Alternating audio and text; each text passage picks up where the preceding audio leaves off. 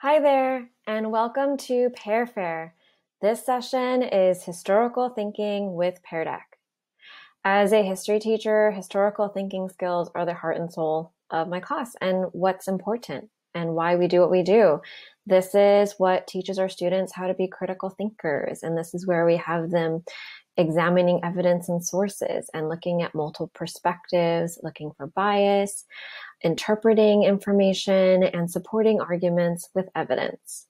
And this year, teaching overall has been a challenge for lots of different reasons, but I was still able to teach engaging and very high level critical thinking lessons with Pear Deck tools. And so I'm here to share with you some of the strategies and my favorite templates that I used in my history class to teach historical thinking skills. My name is Stacy Young, and I am a middle school history teacher. I teach 6th, 7th, and 8th grade history. I'm also a tech coach at my school and district, and I'm a huge Pear Deck fan. I had the privilege and opportunity during last summer to present at the Pear Fair back to school session, and that was how to power up history lessons. And I go over lots of different tips and tricks there that I won't be covering all today since our focus is on historical thinking skills. But if you missed that, I do have links to my slides and recording that you can get from this presentation. So why Pear Deck? Pear Deck allows me to create these powerful learning moments. All of these headings are actually clickable. So if you look at the very bottom over there at the bit.ly, that's bit.ly Historical Thinking PD, and you can access this presentation. All of these will link you to tutorials or to provide more information. And these are my top reasons of why I use Pear Deck. So first, being able to toggle between teacher and student pace. I mean, this year has been wild. I've had to teach online, distance learning, concurrent lessons with students at home and online, and students in class. And being able to switch lessons from teacher pace mode to student pace mode helps my teacher sanity, because now I already have a lesson made and I'm able to deliver in a way that works best for my students, whatever learning mode they're using. Number two, though, is probably the biggest game changer and probably the most important reason and tool for using Pear Deck is their use of immersive reader. If you haven't toggled that on yet, go to peardeck.com, click on settings, and turn that on. Immersive reader allows students to have text read aloud to them. It translates the text. It defines words for them. It is just so important, so powerful, and this makes the learning accessible to all of my students. And so many of my students rely on this, especially when they're doing asynchronous lessons independently. Teacher dashboard is so great. So I don't know about you, but as a secondary teacher, especially when I teach on Zoom, I teach to black boxes all over my screen. Now, I don't require cameras to be on, and honestly, with Pear Deck, I don't need student cameras to be on. I'm able to see live time my students participating in my lessons because I am watching them as they complete the lesson. I can engage with them there. I can give them feedback. So teacher dashboard, I think it is a premium feature, but that is just so powerful, being able to see what my students are doing in the lessons. I don't need the cameras on. And sometimes having cameras on while learning on Zoom slows down devices. And so I care more that my students are accessing the information, hearing me explain, and they're engaging on the Pear Deck. Now, with assessing student learning, again, you're seeing live time what students are writing and creating, and that happens on both teacher and student pace. And then I can pop in and give them feedback. So you can give live time feedback while students are in a Pear Deck session. I'm not really going to highlight websites too much this time. That is like my favorite though. It's like the hidden gem hack of how to app smash Pear Deck. I share a lot about all the different websites I use with Pear Deck on Twitter and from my summer sessions. So if you want to see some examples, that's where you can check it out. And of course, critical thinking, being able to use this tool to teach my students higher level critical thinking skills, make sure that they are learning what's important and all the different ways Pear Deck helps supports that. So the historical thinking skills that I am focusing on in this session are chronological thinking, spatial thinking, historical comprehension, and historical analysis interpretation. So the first two are just essential. Like they need to know how to read timelines, create timelines, and understand passage of time, how much time has passed. And maps. Oh my gosh, all the maps. Love maps. And so I use lots of maps in my teaching and helping my students engage with them in different ways. With comprehension, I interpret this as really helping my students look at multiple perspectives, helping them analyze evidence, helping them consider causation of events. And all of that is really to help them build up their historical knowledge of context to develop their analysis and interpretation. And I'm going to go over my workflow using Pear Deck to help prepare my students for DBQ writing responses, sometimes for Socratic seminar discussions or Flipgrid discussions. And so that's where I use Pear Deck to help prepare my students for that. Before we get started though, I'm referencing a lot of built-in templates that Pear Deck already provides you. So make life easier for you. Use what's already given to you. So the two I'm highlighting are social studies templates and critical thinking templates, but there's so much more. So where do we find this? When you are in Google Slides, if you have the extension and add-on, you get little Perry over here, and you click on that, you get the toolbar on this side. And this is where you access how to make your slides interactive. So over here, these are just the generic how to add the activities on your slides. Draw and draggable are premium features. Highly, highly recommend getting premium for these because these two tools make it very powerful. If not though, I do share how I used text, website, and choice as alternatives. If you haven't checked out Add Audio yet, this is also really powerful. You can add your voice on all of your Pear Deck slides. So when students are working on it, they can hear you explain what to do. And it all has to do with accessibility for students, understanding, how to access the information. Here's the template library. So here's the gold mine. If you have not, definitely I recommend click through all of them. There are so many goodies hidden in all of these templates that I use all the time. The one I'm featuring though is critical thinking. And the two that I will share examples of are these two over here. Social emotional, by the way, these are great slides to add to all of your lessons. I frequently add these as check-ins before, during, and after lessons. So check these out if you haven't. And then scroll to the bottom to social studies. So there are a ton of already made templates here. And I'm going to share with you which ones I use most often and how, but also how I adapt them for my lessons. So again, this is download the add-on. So you have this nifty tool here to quickly add your activities to your slide deck. All right, so let's get started. With chronological thinking, this is actually what I shared with my students at the very beginning of the year, teaching them about timelines.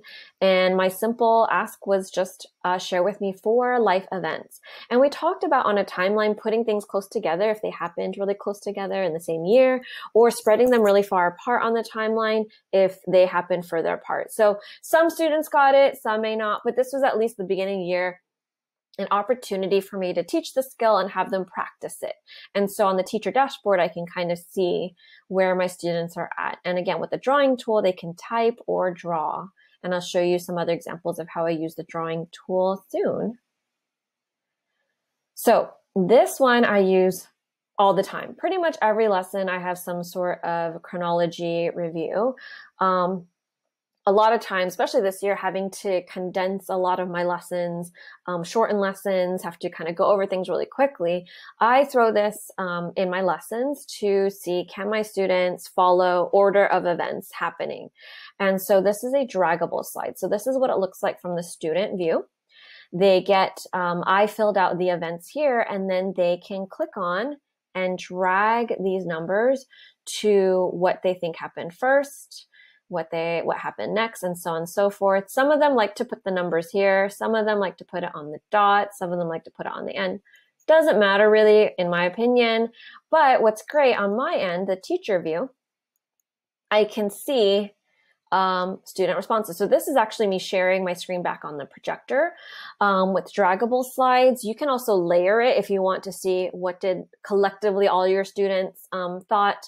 And so this is a great way for me to quickly check, okay, are you following what we just talked about, and do you understand the order of events? The other chronology slide that I really like, I actually adapted this and kind of flipped it horizontal for myself, is this drawing timeline slide. So for this one, I did give them events and I wanted them to put it on the timeline. And the reason why is because, again, the idea of showing them these events, like the orange, yellow, and green, happened really close together comparatively to this blue event that happened way, way, way later, like hundreds of years later. Because sometimes I think, especially with studying ancient or really old world history, we're talking about so long ago that they think that things happened like one after another really quickly in order. And sometimes it's hard for them to like see that, yes, that happened next, but it took 100, 200, 300 years before that happened.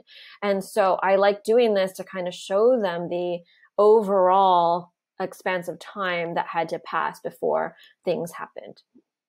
And so this one looks like this. And again, with a drawing tool, on this one, you can make the lines skinny or thicker, and then you can then simply on the slide draw lines to the timeline. And so this is showing students. And so this is really great for them to kind of visually see when things happened on a timeline. But let's say I didn't include these above. Putting a timeline, and maybe I put these events on the whiteboard and had them add it to a blank timeline. They can use the text box tool to type things like the events, 509 BCE, comma, and then they can type out the event and then drag and move that to where it goes on the timeline. And so lots of different uses for including timelines on a drawing slide.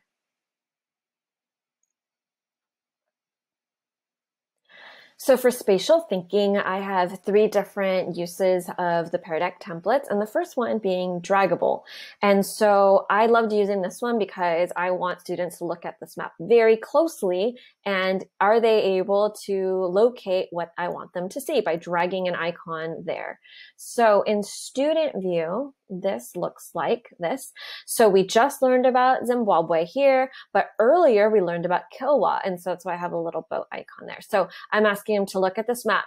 Can they identify where Great Zimbabwe is by looking at the color and the legend and finding where in Africa is it located?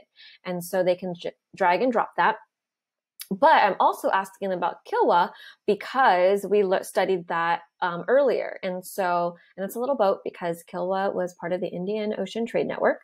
And so now they have the icons to help them quickly see, okay, here's Kilwa and here's Great Zimbabwe. And then we can build on that in later slides talking about importance of their location.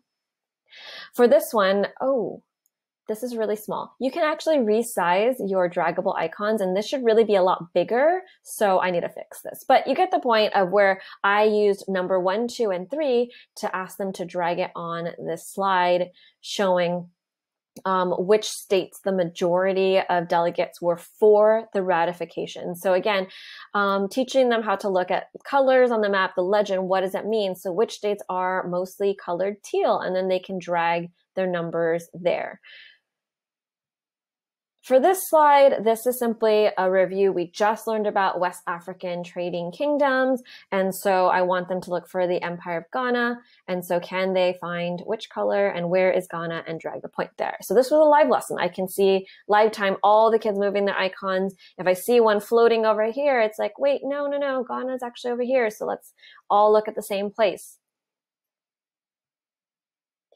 And this one, we just learned about geography, so I had different icons. I should make this one bigger too. But I have moved the pin to the city. I had these triangles for them to move to mountain ranges because we just talked about how my mountain ranges kind of separated different parts of Italy. And also, again, reviewing for them how to read the legend of physical maps. And this tiny little squiggle to the river that's next to Rome, more for identification.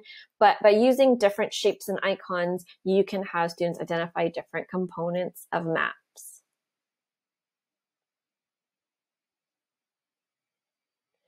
So this one's using the drawing tool to have students interact with maps. I don't know about you, but I miss and I love using paper maps, and I miss being able to do that with my students. And there's just something about paper maps and labeling it and coloring it and having it easily accessible for you to like kind of reference quite often. And so since I can't really do that with our different learning models this year, by inserting maps on Pear Deck, I can pretty much mimic kind of that same experience and really see my students' ability to remember where things are, or can they identify on maps I share with them. So this skill looks like, for this lesson, we had just learned about the islands of Japan. And so I just want to quickly see, do you remember which one's named what? So they're just drawing lines to the names of the islands as well as the Kanto Plain, which is what we're going to focus on in our lesson. For this map, what I really like about this is having them compare and contrast two different maps as we're learning about the changing boundaries of the United States. And so they can use the drawing tool, and there's different things they can do. They can use it to draw circles, to say, oh, well, this changed. What may have caused that change? Or maybe they can draw lines that show, oh, well, it used to be this, but now it looks like this. And so I use the drawing tool sometimes to have them actually annotate maps because I want them to point out what's different or what changed. For this one, this is when we just learned about the Indian Ocean Trade Network. I want to see, okay, do you remember what we just studied? Can you identify these places on this map? And so with the text tool, they can type, they can also click on it and move it around. And then they can also use the drawing tool to draw on the map, because I'm asking them to show me, can you show me monsoon winds in the summer and winter months and what that means for the Indian Ocean Trade Network. And so this is allowing me to kind of quickly check, okay, what do you remember learning that we just learned about? And same with this map. So this is something we already studied, but this is for me to see, okay, do you remember the direction of trade happening along these trade routes? So the drawing tool really lets them interact with maps that, whether it's blank or whether it already has icons on it. But this gives me an understanding of what do my students know? Like, are they drawing the arrows in the correct direction because salt is moving south to Timbuktu, whereas gold is moving north to Morocco? And those are the things I want to see on my students' slides. If you don't happen to have Premium and you don't have the drawing or draggable, you can always also use a text slide. So I don't particularly use this exact template, but the idea of using a text slide. And so a text slide opens up a text box and for students to type in. So here's examples of how I use it with analyzing maps. And so what's great though is that when this is on student view and they're looking at this map, they can easily click on this and it expands the map for them. And so the map is enlarged. They can look at it really carefully, consider the question I'm asking, and then type their response here. Same thing with these examples again. And usually when I use a text tool, these are like much more complex maps and requires them to like really look closely. And so when they're constructing their response, they're applying what am I seeing in the map to answer that question. Earlier, I shared with you two maps that I used with drawing tools to identify the difference. This one, I simply just made a text tool. So I'm asking them here to tell me what do they notice is different between these two election maps. And in 8th grade, I start a lot of lessons with this. We're learning about different presidents, elections, and also how is the United States changing over time. And this one has to do with political parties and elections. And so I started this lesson with showing them this electoral college map of the election of 1800 and just asked them, what do you notice? What do you wonder? And so this is where I can see students thinking. What are they picking out from this map? Some will say, ooh, I noticed that Jefferson and Burr tied votes. What does that mean? How does someone tie votes? Or they're saying, how come these states are different colors? How come it's not winner take all? Or, how come there's so many candidates running? Or how come there's so few? So this is where they can put their questions. I share it with the class. We point out what does the whole class identify and point out. And they always point out the most fascinating things. And then we get into the lesson to help them understand why they split electoral votes or why they tied and what does that mean and what happens. And so I love using the text tool for this particular feature so I can share student responses with the class. These two slides over here actually come from the critical thinking folder in the Pear Deck templates, and I use them all the time. So this one with considering different viewpoints is so great because in history, we always look at multiple perspectives. We always want to think about what are the different perspectives to what we're studying. So in this example, we just studied President Adams and how he handled the XYZ affair, and then we just learned about political parties and the Federalists and the Democratic Republicans. So I'm asking them, what was their point of view after learning about this event, considering what we just studied about their perspective on things? And what I love about this is that it gives students the options to draw. As you can see here, some of them drew faces and they just explain why they drew those faces. Like, are they angry, sad, confused, mad? And others typed. So I always give them the option. You can type their thoughts, you can type what they're thinking or feeling, or you can draw faces or icons or symbols, whatever they want. This is for students to demonstrate what they know about this topic. And so on the student view, this is, oops, let me skip ahead a little bit. This is what it looks like. And so again, using these tools, they can annotate this slide. This is my other absolute favorite critical thinking template, and this is so usable and adaptable in so many different ways. And so this one is putting two concepts and asking students to make the connection between them. For this one, they are related, and so it's more like checking for understanding of what they remember of what we just learned. But sometimes I will put two pretty different topics and really force them to come up with a connection between them. And this is really high level critical thinking. And so for this one, again, because it's a drawing slide, I have some students who will always draw if given the opportunity. So over here, this shows me they know what they're learning because this is showing the relationship between climate and shelter. And so these students chose to draw their understanding, whereas the rest of these actually typed it.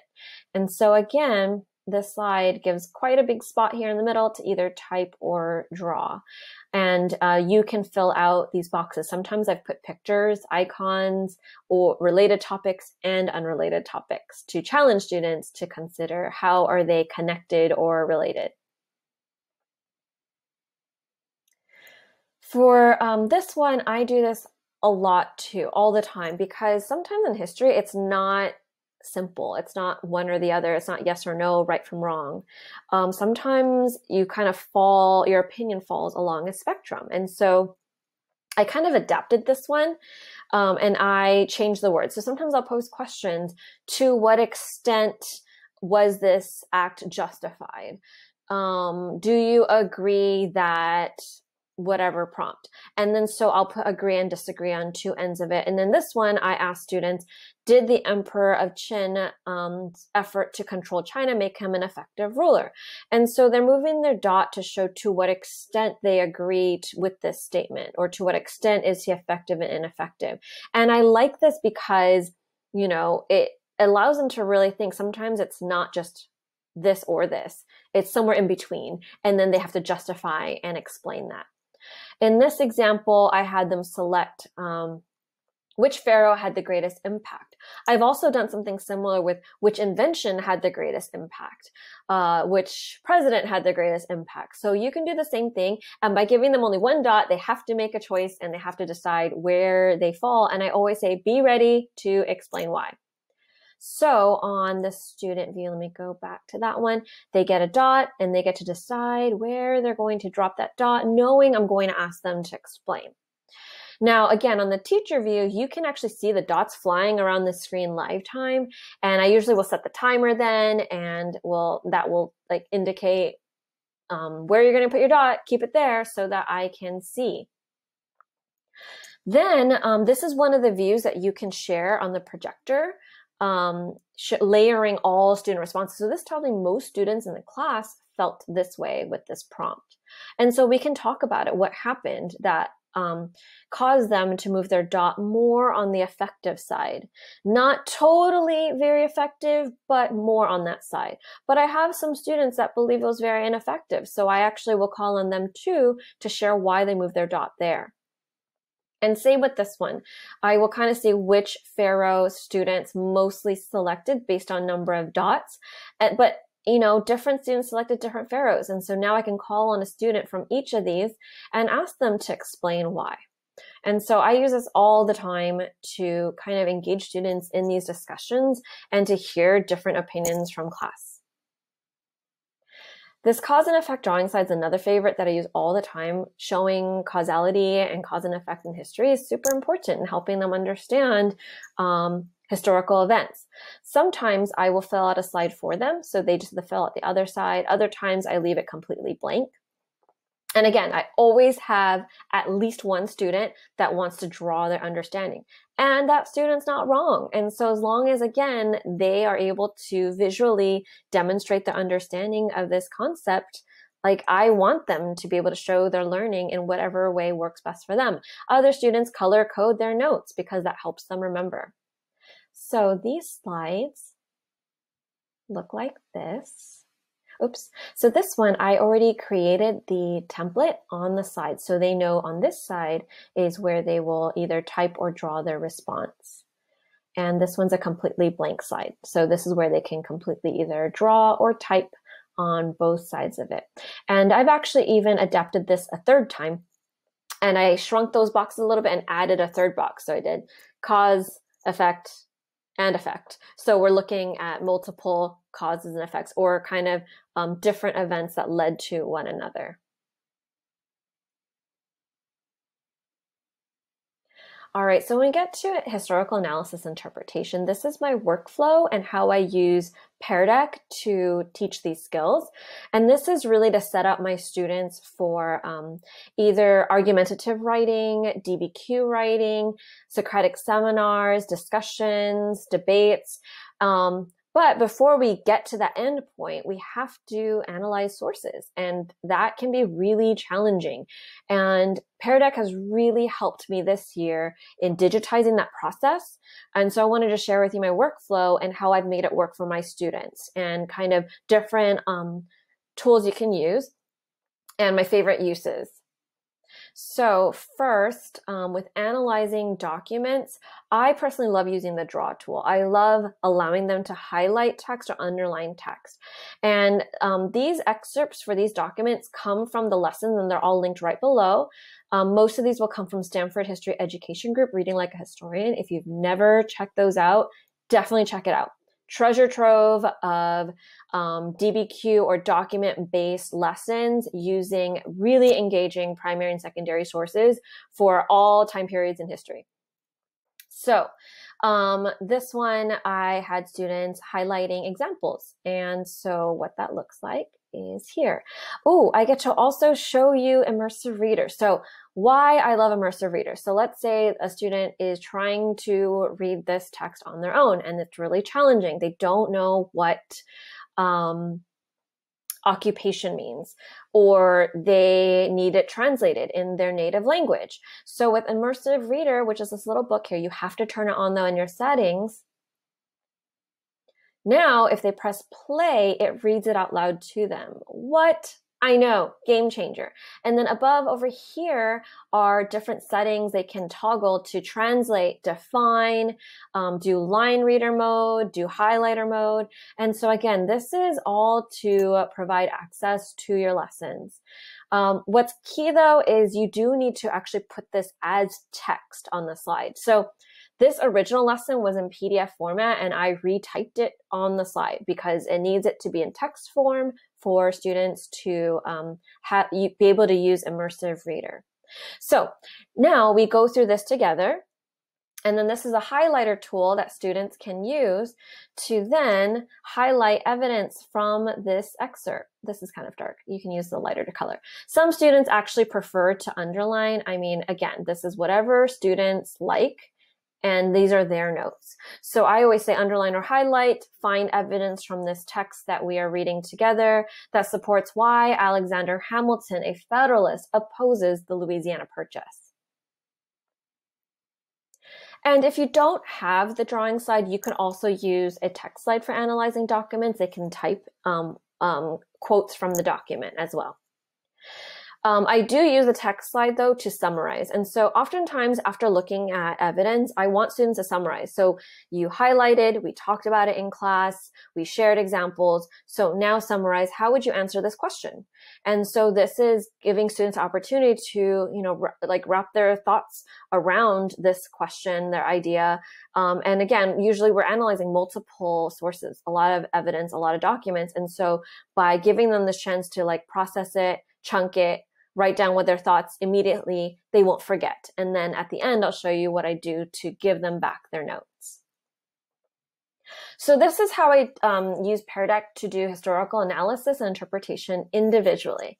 So let's say you want to do this process in a group, which I do often as well. A lot of times we will jigsaw. I will break up my students in groups. This year, I've had to teach a lot over Zoom. And so I actually did this over Zoom breakout rooms. And this is a hack. If you embed your shared Google Slides as a website into Pear Deck, this is the student view right here. So this opens up for students. And now they can type, if you set it to can edit, on the slide.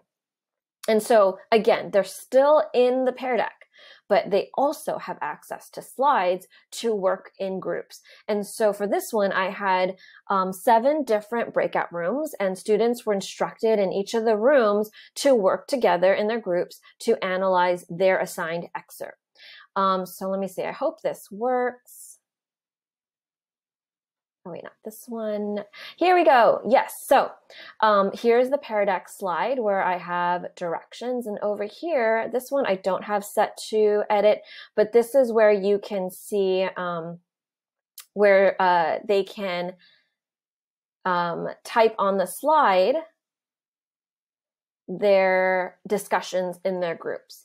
And so they don't have to leave Pear Deck. They're within Pear Deck and they're able to edit the slide deck in their breakout rooms, in their groups. I've also done the same strategy in class because learning this year, we can't get into small groups. And so I still use the same strategy to have students working together to analyze documents. And so on the teacher view, on using the grid view for slides, I'm able to quickly monitor my students. I can see which students are on which slide. I can see how much they've answered. I always have my student text in blue because that way I can quickly, at a glance, see how much they've typed or what they've highlighted. And so I use this technique, this tip, quite often to do collaborative work within a Pear Deck, whether I teach in person or online. So when it's time to sort evidence or to determine which evidence is the most useful or which evidence supports which argument, this is one way I've used to help students sort their information. So for this one, I listed all their documents above and I put little screenshots to remind them what it's about. And I created this little table here. My directions say to type in the boxes, which some students did. But then I noticed some students drew lines, which is totally fine. Again, like whatever works for students, these are their notes to demonstrate their understanding. And so this is one way. And I put here, these are all the different ways I've also done this. I've also done it as a choice slide where I ask students, okay, of these 3 documents, which one would you use to best support your claim or argument? And they can just pick it, like multiple choice select. I've also used text slide, type in all the documents you would use to answer this question. And so if you don't have the drawing tool, you can also use the choice or text tool to do something very similar. For middle school, I am in the process of teaching them how to write topic sentences, thesis statements, claim sentences, as well as identifying evidence. And so I also use the website tool to embed Padlet. So I love Padlet for collaboration as well, but I use it a little bit differently than maybe a Google Slides. In this case, I used Padlet for my students to share example claim sentences. And so again, in a student view, students will see, this is their student view, the Pear Deck slide on the left, and Padlet opens up on the right, and they can interact with that Padlet. And so on the teacher end, I'm able to then go over example claims, give them feedback, why this is a strong claim, why this one can be improved, and how, and utilize comments to track my feedback. And so they have access to this to reference when they're doing their own. I also use the same technique to share evidence. And so we were talking about, like, these were all categories of reasons of how they can answer the question. And then we listed evidence from the documents we studied underneath the categories to help them identify which documents best support which reasons. And we also practiced how to cite evidence for middle school. And so this is how I used Padlet within a Pear Deck to also teach and practice these skills. So that final step, the actual writing step, or whether it's discussion or whatever it is you're going to have your students do with this analysis and interpretation, sometimes I'll have them write directly in Pear Deck. And so this is an example of that same lesson that I showed you earlier. And again, it's just a text box. And this is where students can type their response. Sometimes I'll do this as a quick formative, quick answer based on the 3 documents we looked at. Because it's middle school, I always provide sentence frames for them to help them structure their writing. Of course, they don't have to use it, but I encourage them to help, again, practicing literacy and how to communicate the information. But this, the Pear Deck takeaways, this is what I love about using Pear Deck for this process. So we go through a lesson together. And this is a screenshot of that lesson I showed you earlier where we looked at Hamilton's excerpt. And when the students receive their Pear Deck takeaway, so again, after a lesson, if you have premium, you can push this magic button that creates a takeaway, which is basically these notes that students receive sent to them in their Google Classroom or Google Drive.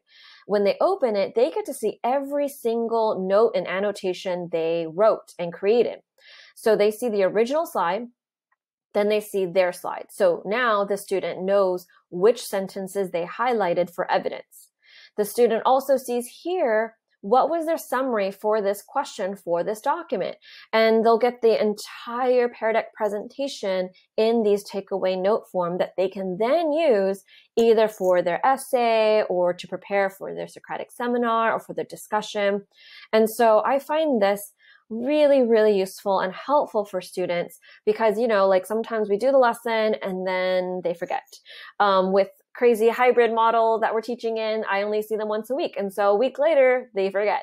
And so by being able to give them the Pear Deck takeaway notes, the next time I see them, okay, let's open up our notes, review your analysis of these documents, and then let's continue and let's build, and now we're going to discuss it or whatever we're going to do. And so I love using takeaways to provide the notes back to the students. I hope you are able to find some nuggets of inspiration or helpful tips on how you can use Pear Deck in your history classes to teach historical thinking skills. If at any point you're like, wait, but how do I do that? Or where do I find that? This Wakelet, so this link over here will open up, and let's see, at the second section, I have a whole section on Pear Deck tutorials, and I actually found all the tutorials pertinent to everything I talked about. So those first 6 things that I love about Pear Deck is all listed here on how do I do student-paced lessons, a teacher dashboard, how do I turn on and use Immersive Reader, what are the different templates that I can use, and my favorite, embedding websites and activities. So here's all the Pear Deck tutorials on how to do the things. But I also share here examples of how I use Pear Deck in my class beyond just what I shared with you here. So again, I share lots of examples of how I use Pear Deck on Twitter. And so this is examples that I have done recently, and you can kind of scroll through and see different examples there. And at the very top of this Wakelet will be a link to the session slides, eventual recording link, and anything else that I mention in this session. Again, this bit.ly right here takes you to just the slides, and that's how you can get to the Wakelet. Thank you so much for joining me today at Pear Fair.